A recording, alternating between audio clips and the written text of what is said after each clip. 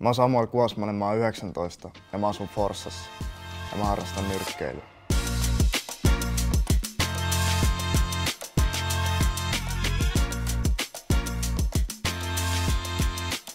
Mun nyrkkeilyharrastukseen liittyy paljon treenejä, aamuisin, iltaisin, usein 2 kertaa päivässä. Ja siihen kuluu monta tuntia viikossa ja teen sitä kilpatavoitteellisesti suunnitelmien mukaan. Tykkään harrastaa nyrkkeilyä, kun tää on rauhoittanut mua hyvin paljon ja hyvin pitkälti tämän kautta mä oon tutustunut ihmisiin. Mä oon saanut hyviä esikuvia täältä kautta miehen malleen, miten pitäisi elää ja olla ja miten kunnioitetaan toista. Mulla oli heti tavoitteena, että mä haluan kisata just ehkä itteni haastamisen takia ja jotenkin aina kun mä oon tehnyt jotain, mä oon tehnyt sen ihan satalasissa täysillä, että en mä jaksa niinku puuhastella oikein mitään.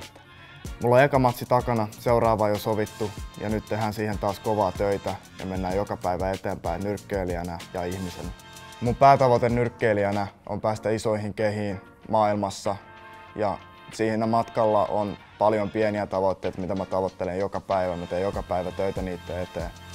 Joka aamu mä herään sinne lenkille, vaikka ehkä ihan huvittaisi, että mä pääsen niihin mun tavoitteisiin. Nyrkkeilyn ohella mä pääsen tosi paljon työskentelemään eri-ikäisten nuorten ja lasten kanssa. Niillä saattaa olla jonkinnäköisiä oman elämän haasteita, mistä mulla on kokemusta ja mä pääsen auttamaan niitä ja viemään niitä eteenpäin. Ja mä pystyn niitä täällä nyrkkeilyreeneissä muun muassa jeesaamaan tunteiden hallinnassa ja käsittelyssä. Nyrkkeilyn lisäksi mä vietän aikaa todella paljon Asenteen toimipisteellä Pensiksellä Forssassa. Siellä menee 3 päivää viikossa mulla ja vähän ehkä enemmänkin.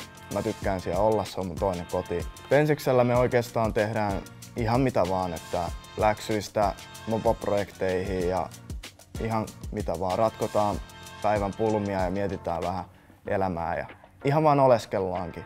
Et se on niinku tosi tärkeä paikka monelle nuorelle. Se on semmoinen turvapaikka kaikille. Mun valmentaja Harri, joka on myös Asenteen toinen perustaja, on ollut se mun esikuva tässä matkalla ja jeesaa mua niinku nyrkkeilyssä eteenpäin ja ihmisenä eteenpäin. Ja se on just hyvin tärkeää, että on tällainen ihminen, joka auttaa niinku eteenpäin jaksamaan just niin vaikoinakin aamuina ja päivinä ja vie elämässä eteenpäin hyvällä tavalla semmonen tsempparipainostaja, että se ei anna sun alisuorittaa.